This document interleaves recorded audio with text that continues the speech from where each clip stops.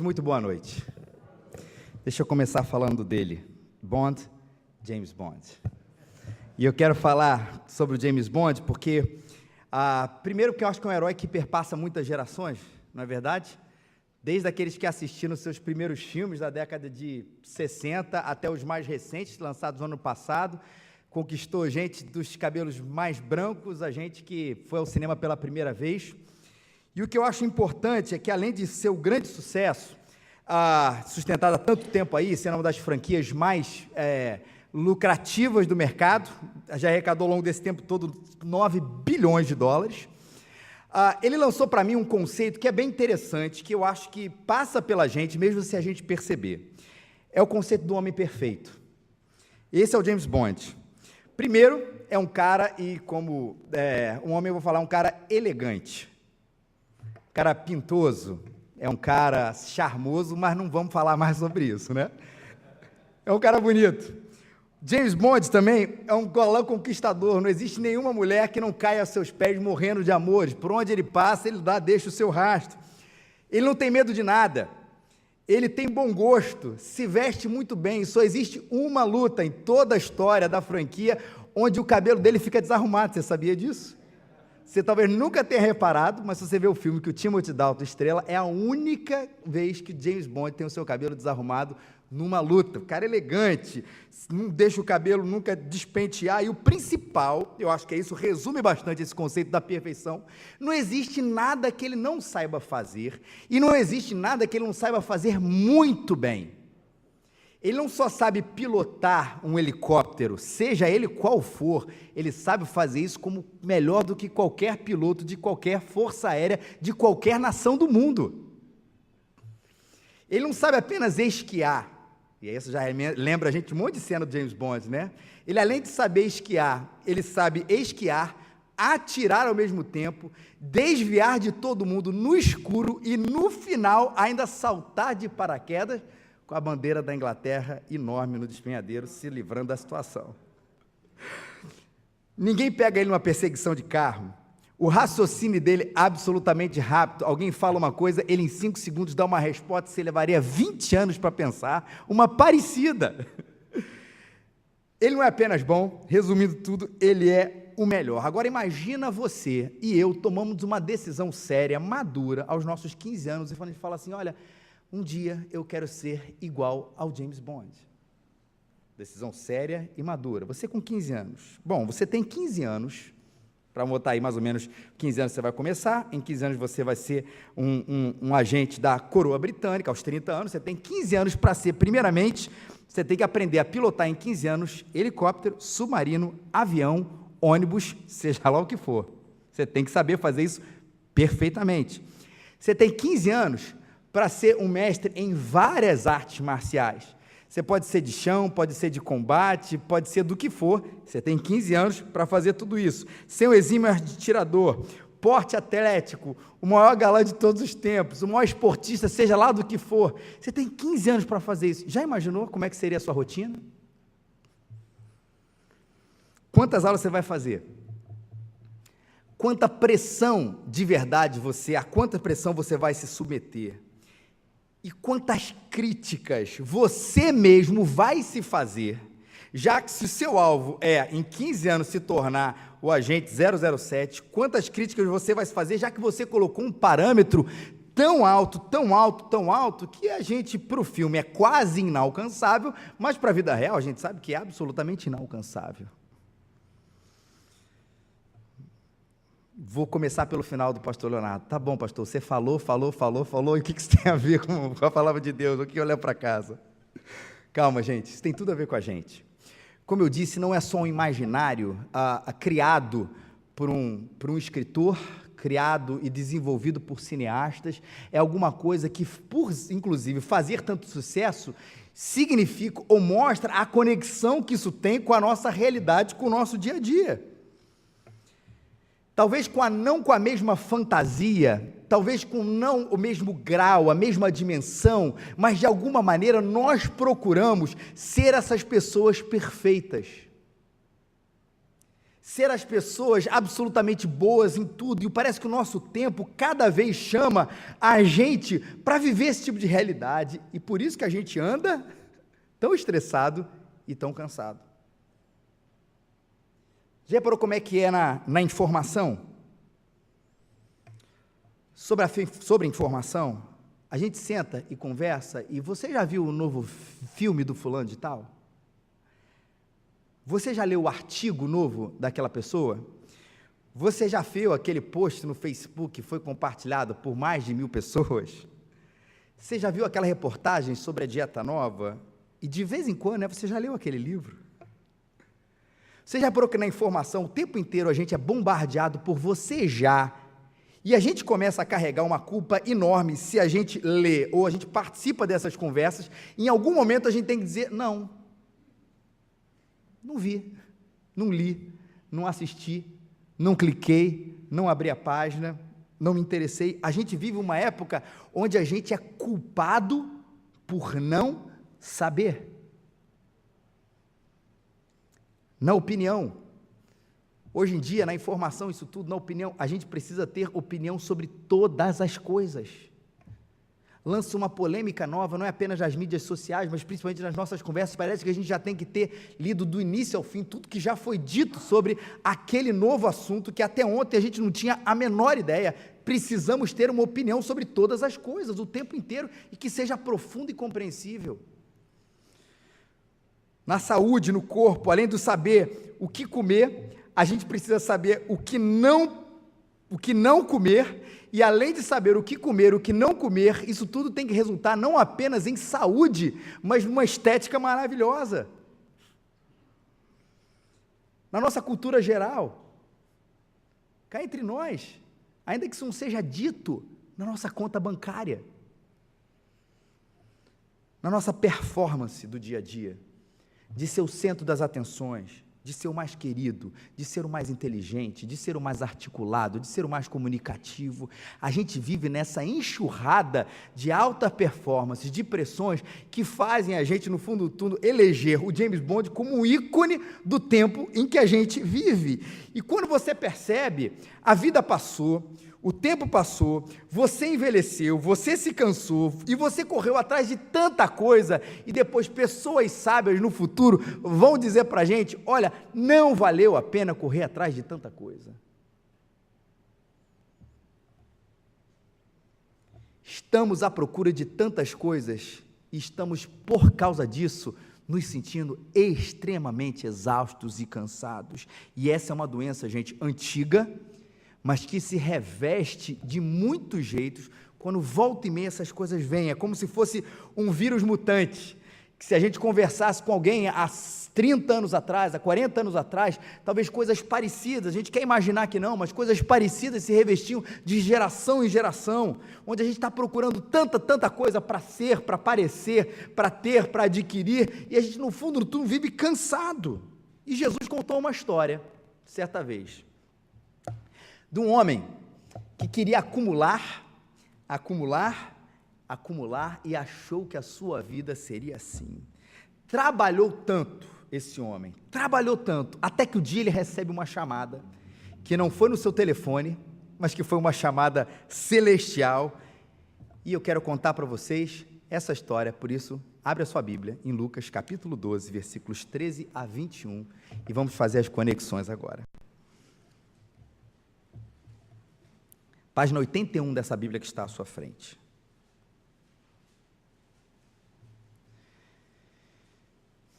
Lucas 12, 13 a 21. Página 81 da segunda parte da sua Bíblia, o Novo Testamento. Diz assim, nesse ponto, um homem que estava no meio da multidão, lhe falou, mestre, ordena meu irmão que reparta comigo herança. Mas Jesus lhe respondeu, homem, quem me constituiu juiz ou partidor entre vós? Então lhes recomendou, tende cuidado, guardai-vos de toda e qualquer avareza, porque a vida de um homem não consiste na abundância dos bens que ele possui. Lhes proferiu ainda uma parábola dizendo, o campo de um homem rico produziu com abundância. E arrazoava consigo mesmo, dizendo, que farei? Pois não tenho onde recolher os meus frutos. E disse, farei isto: destruirei os meus celeiros, reconstruí-eis maiores e recolherei todo o meu produto e todos os meus bens. Então direi à minha alma: tens em depósitos muitos bens para muitos anos, descansa, come, bebe, regala-te. Mas Deus lhe disse: louco, essa noite te pedirão a tua alma, e o que tens preparado, para quem será? E assim é o que entesoura para si mesmo, e não é rico para com Deus. E assim diz a palavra do Senhor. Meus irmãos, a história é o seguinte: tinham dois irmãos, e um deles se achava certo, diz: pede para esse meu irmão repartir a nossa herança. E o que eu acho interessante é que quando Jesus se depara com essa questão, ele não resolve o problema na superfície, ele não sai pelo lado da legalidade, vai procurar um advogado, vai procurar um juiz, ou deixa eu entender os meandros das questões. O que Jesus faz aqui, diante do pedido desses dois irmãos, ou desse irmão, nessa briga entre esses dois irmãos, é mostrar para eles o que é que estava acontecendo de verdade, o que é que estava para além da superfície do pedido, para mostrar o que de fato estava no coração daqueles dois irmãos. Como que Jesus estivesse dizendo: olha, vocês estão colocando a esperança de vida, o sentido da vida, a razão de todas essas coisas no dinheiro de vocês. Mas olha o que é a vida de verdade, e aí Jesus diz para eles, versículo 15, tende cuidado, guardai-vos de toda e qualquer avareza, porque a vida de um homem não consiste na abundância dos bens que ele possui. Quem disse isso? O autor da vida. A pessoa que te criou, a pessoa que formou as suas estruturas, a pessoa que formou as suas estruturas, inclusive de desejo e de real satisfação. A pessoa que criou você, não apenas no seu corpo, mas como eu disse, nessa questão de prazer, de sentido, de tudo isso, foi quem disse para você, na verdade disse para os dois irmãos, e diz isso para a gente hoje, porque a palavra de Deus é viva e eficaz para os nossos dias, que a vida não consiste na abundância ou na grande quantidade de bens que ele possui. E eu acho que isso fala tanto para os nossos dias, porque ele vai falar um pouquinho sobre a resposta, sobre a respeito do nosso cansaço, ou da nossa busca por sentido o tempo inteiro. Jesus toca no coração desses dois irmãos para falar a respeito da cobiça, para falar a respeito de uma busca ou de uma procura desenfreada por alguma coisa que, no fundo, aqueles dois irmãos achavam que iria satisfazê-lo, mas Jesus estava denunciando, porque é o autor da vida, dizendo: isso não vai satisfazer vocês da maneira como vocês acham. Isso não vai dar para vocês a resposta que vocês estão procurando. Tudo bem, alguém poderia dizer: deixa eu olhar para a lei, ou deixa eu olhar aqui para a situação, olha, então você vai receber 50%, ou você teve um problema, você adiantou algumas coisas, você vai receber 45%, você 55%, seja lá o que for, e achava que aquilo justamente estaria resolvido, quando na verdade Jesus está dizendo: o que vocês querem não é justiça, o que vocês querem é sentido. E deixa eu dizer uma coisa para vocês: a vida de vocês, o sentido dela não está na abundância dos bens que vocês possuem. E aí Jesus vai falar para a gente sobre alguns cuidados. E existem dois imperativos aqui: cuidado, ou tende cuidado, e o outro é: guardai-vos de toda e qualquer avareza. Tende cuidado, está no imperativo aqui, presta atenção. Se você não observar, se você não vigiar, se você não deixar que gente querida sua fale ao seu coração sobre coisas talvez que você esteja procurando, se você não deixar que gente querida, que te ama, te exorte, acredite que a palavra de Deus fale ao seu coração, quando você lê, quando o irmão ou a irmã fala contigo, toma cuidado, porque pode acontecer da cobiça te cegar. Ao ponto de quando alguém falar para você, você vai dizer assim: não, é uma questão de justiça, como seria com esses dois irmãos, ou uma questão de reparação, ou uma questão disso ou daquilo, e no fundo, Jesus está falando que é uma questão de cobiça, e você talvez conheça gente assim, ou talvez você mesmo, que num primeiro momento mostrava até uma certa inocência com certas coisas, mas na medida que foi crescendo, na medida que foi vivendo, na medida que foi experimentando coisas, de repente se viu de um jeito transformado, procurando coisas que na verdade não vão satisfazer, e quando você olha para essa pessoa, talvez 5, 10 anos depois, você não a reconhece. Recentemente usei um vídeo, até na conferência do CTPI, que falava um pouco sobre um processo de transformação, que para mim é icônico, também agora não na esfera do cinema, mas na esfera da televisão, das séries, sobre uma pessoa que passou por esse processo de transformação. Não vou mostrar o vídeo, mas eu vou contar para vocês, se você já viu, talvez uma das melhores séries de todos os tempos, Breaking Bad, você já viu um pouco sobre o que acontece na série. Vou te explicar para você que não conhece. Walter White era um professor de química, e um dia ele resolve se tratar, e um dia ele descobre, na verdade, que ele tem um câncer gravíssimo, gravíssimo, e como professor de segundo grau, ele percebe que ele não vai ter nenhuma condição de se tratar, financeiramente se tratar, e aí ele percebe ali na sua vida, cai ali diante dele uma oportunidade dele ganhar muito dinheiro, e em primeiro lugar, tratar a sua doença. Ele fala, poxa, eu sou químico, eu vou fabricar a melhor metanfetamina do mercado, a melhor droga do mercado. Vou vender, vou custear o meu tratamento, e aí depois ele pensa, e ainda vou conseguir deixar um legado financeiro para os meus filhos, para o meu filho. Na série O Tempo Passa, eu não vou fazer nenhuma revelação aqui, caso você não tenha visto e se interesse depois disso, mas o tempo passa e o negócio ganha uma proporção muito maior, que cobriria muito mais do que o tratamento de câncer e muito mais do que o legado financeiro que um dia aquele homem pensou em deixar para os seus filhos, fazendo uma coisa errada. E ele já está envolvidíssimo num problemão, porque para você entrar nesse mercado, você já entra no mercado sujo, com as mãos sujas, na medida que você vende mais, as mãos se sujam mais ainda, e aí o seriado trata dessa transformação, desse professor de química para um traficante procurado nos Estados Unidos, e nessa transformação teve um dia que o parceiro dele chega para ele e diz assim, por que a gente não para? Parceiro de vendas, a gente já ganhou tanto dinheiro que a gente não pode nem contar.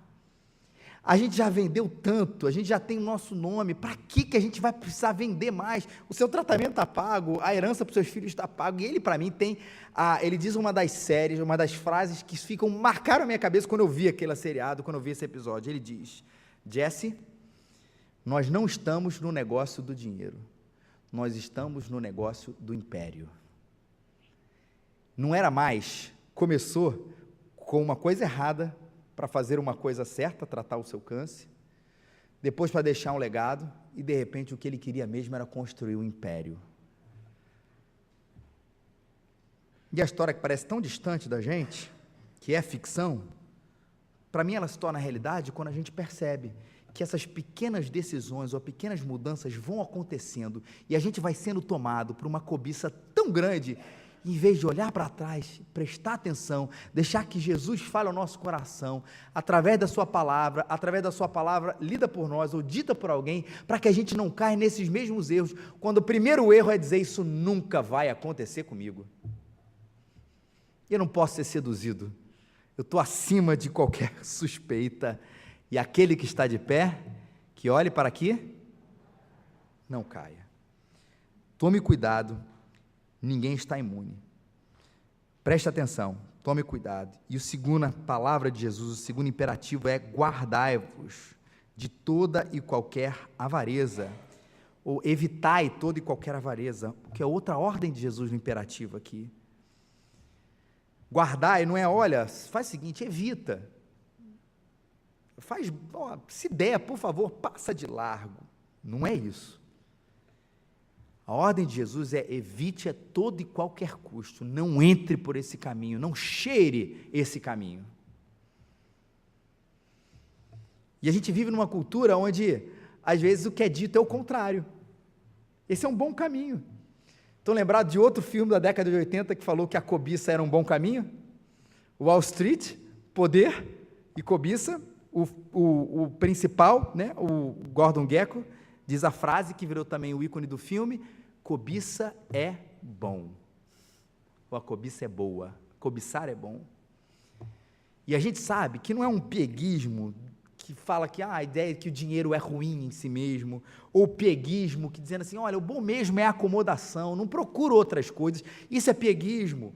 Ou aquele pieguismo também que diz, ó, para ser feliz tem que morar na roça. Ou para ser feliz não pode ter sonhos materiais, não pode ter sonhos materiais. Isso, na verdade, é um pieguismo e passa distante daquilo que Jesus está falando aqui. Você pode ser rico, você pode ser cheio de talento, você pode ser famoso e não ser movido por essas coisas. Agora, lembre-se, a tentação vai ser maior, sem dúvida nenhuma. Mas é possível. Jesus não está dizendo largue a fama, largue o dinheiro, largue o talento, se acomode e vai morar na roça. Não é essa a palavra de Jesus, mas não deixe isso ter uma morada tão grande no coração, que vai ocupando, e no começo se torna 10%, depois 20%, daqui a pouco se torna o grande ídolo da sua vida. Cuidado, evite essas coisas, porque elas, quando tomam morada, acabam com a gente.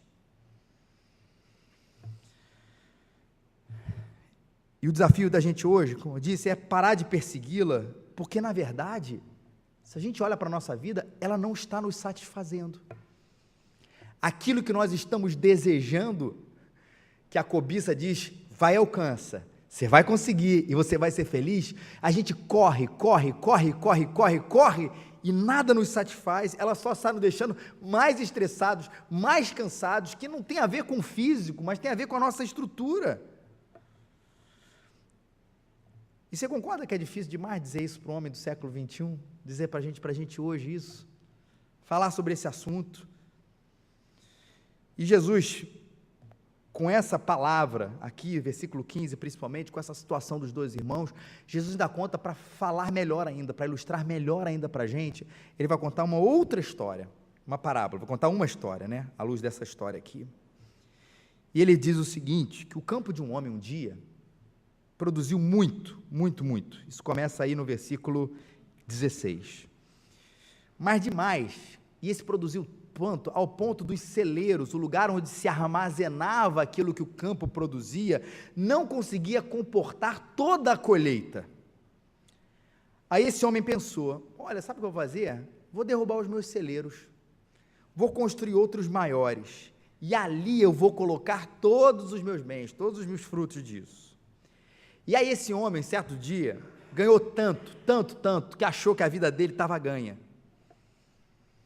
E ganha não no sentido financeiro, mas que a vida estava completa. Tanto é que ele falou assim, olha, direi a minha alma, tens em depósitos muitos bens para muitos anos, descansa, come, bebe e regala-te e te alegra. E Deus disse para esse homem o quê? Louco, essa noite você vai morrer, e tudo que você preparou aí, será para quem? Porque não é para você, porque você não vai levar nada, não é para você, porque você não vai levar nada. E você sabe o que eu acho que nessa história, apesar de Jesus não estar dizendo isso claramente aqui, ou fazendo esse contraponto, eu acho que este homem é o pobre da história. Se tem um homem pobre, é o homem que recebeu tantas coisas, porque deixou, de alguma maneira, no seu coração, aquilo tomar um lugar tão grande, que ele deixou de perceber qual é a verdadeira riqueza, que a gente já vai falar sobre ela daqui a pouco. Mas pensando sobre o resultado desse homem, tudo isso, descansa, come, bebe e regala-te, deixa eu fazer uma pergunta. Sinceramente, essa história que Jesus contou, não é o sonho de muita gente? Recentemente, conversando com a minha esposa, minha belíssima e maravilhosa esposa, falou de pessoas que conheceu aí, recentemente, ou há pouco tempo, que tem esse plano de vida. E talvez as gerações um pouco mais novas já percebam isso acontecendo. A pessoa vai se acabar até os 45, 50 anos de idade. Se acabar mesmo. Mas vai conseguir construir uma uma fortuna ou um dinheiro, alguma coisa, para conseguir se aposentar aos 45, 50 anos, com tantos milhões de reais ou coisa parecida. Gente que está optando por esse estilo de vida, se acabar durante um tempo, acumular tudo isso, para depois passar o resto da vida como esse homem aqui, achando que é isso, né? Descansando, comendo, bebendo e se regalando ou se alegrando. E tem gente que acha que, na verdade, essa é o grande barato da vida. Se eu conseguir fazer isso, poxa, eu vou viver uma vida sensacional, vou viver uma vida fantástica. Ainda que não tenha que me estragar até esse tempo, mas eu consiga acumular tanto, depois eu vou só desfrutar isso bem cedo, bem cedo. E a proposta de Jesus, que mais uma vez repetindo, não é apeguice, a gente não precisa do dinheiro, não é apeguice de bens materiais são ruins, não é apeguice de que a vida boa só é na roça, sem nenhuma preocupação, não é isso, mas Jesus está apresentando para a gente uma riqueza muito mais interessante do que a que esse homem achou que ele tinha. Porque Jesus contrapõe um pouco da nossa vida aqui com a eternidade, por isso que o versículo 21, Jesus termina: assim é o que tesoura para si mesmo. Por isso que eu disse que ele disse implicitamente que esse homem é pobre e não é rico para com Deus. A palavra de Jesus, para a gente conseguir levar uma boa vida, ou uma vida em paz, uma vida mais leve, é a gente não olhar somente para aqui. É pôr em perspectiva essa palavrinha tão maravilhosa chamada eternidade.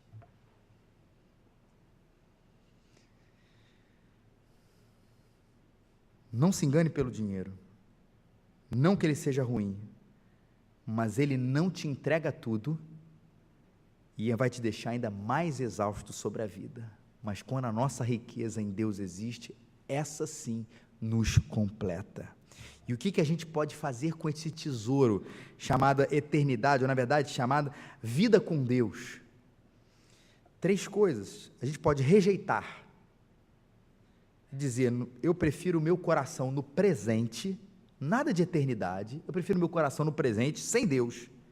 Eu sei viver a minha vida, eu vou construir os meus celeiros, Deus está errado, eu vou construir os meus celeiros, eu vou fazer tudo isso, vou viver para mim somente, e depois eu vou descansar, beber, comer, me alegrar, e eu vou ter uma vida maravilhosa. Eu vou rejeitar esse presente de Deus.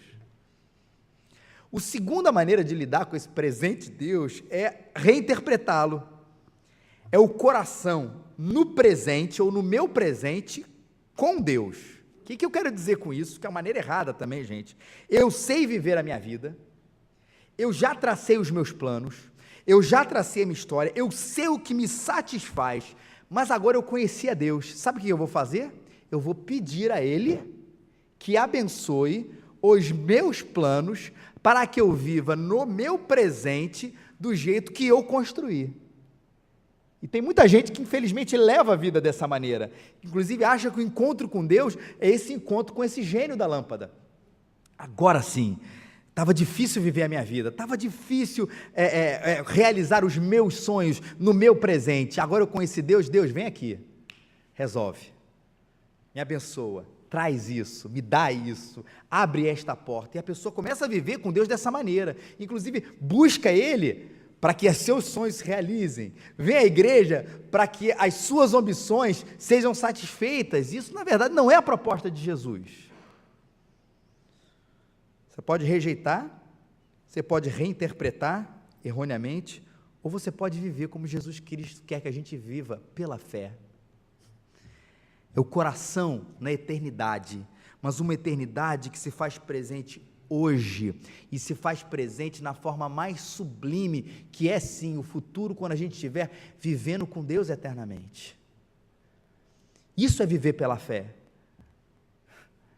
É descobrir que o presente maior não é viver sem Ele, eu realizando os meus sonhos, ou eu realizando os meus sonhos, pedindo a Deus que os abençoe, mas é viver para Cristo, viver com Cristo, descobrindo que aí sim, Ele é a maior riqueza que o ser humano pode ter.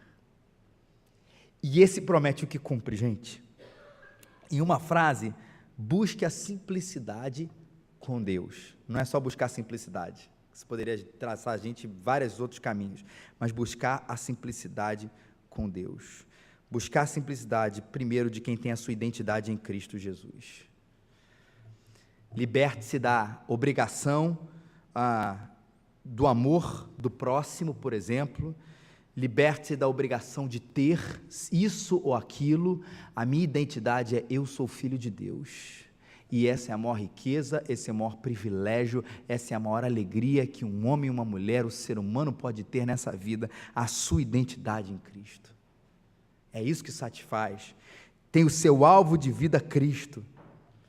Eu sei quem eu sou filho dele, e a consequência é que agora eu vivo não para satisfazer os meus sonhos, apesar de saber que eu tenho muitos no meu coração e que Deus vai realizar alguns e talvez outros não, mas que o meu alvo, da minha razão de existir é amá-lo, a minha razão de existir é obedecê-lo, a minha razão de existir é agradá-lo, a minha razão de existir é ser para ele, a minha identidade nele, o meu alvo nele, e tê-lo como o alimento da minha alma.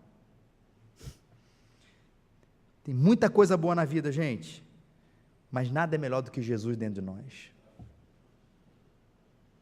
Tem horas, e se você não experimentou, faça isso, experimente ter esse momento particular com Ele. É bom demais a gente estar aqui em comunidade, é sempre maravilhoso, mas faça isso na sua casa.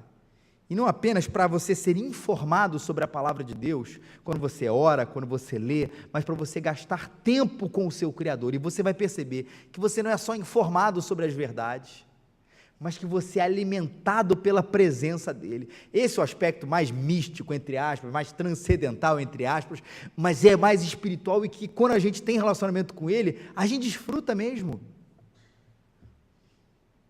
De repente a gente é tomado por um gozo, por uma alegria, por um prazer, que na verdade não elimina os outros, mas põe tudo sobre uma perspectiva. Ok, isso é bom, viajar é maravilhoso, comer isso é muito bom, fazer isso é muito bom, mas Cristo é sublime sobre todas essas coisas. Ele me satisfaz, tê-lo como alimento da nossa alma.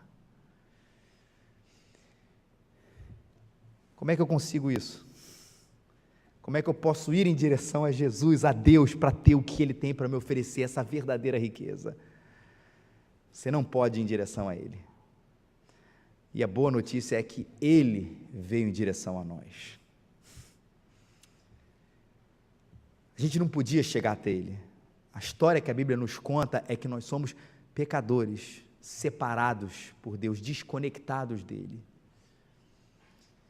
E por mais, e o que a herança que a gente recebe por essa desconexão com Deus é justamente a morte ou a não vida.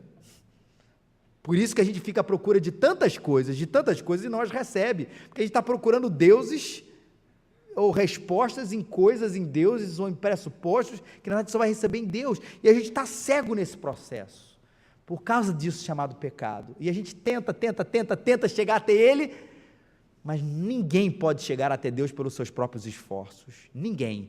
Você pode tentar fazer uma boa obra, você pode tentar fazer uma caridade, você pode tentar ser uma boa pessoa a partir de hoje para você receber essa vida de Deus, mas isso não é possível.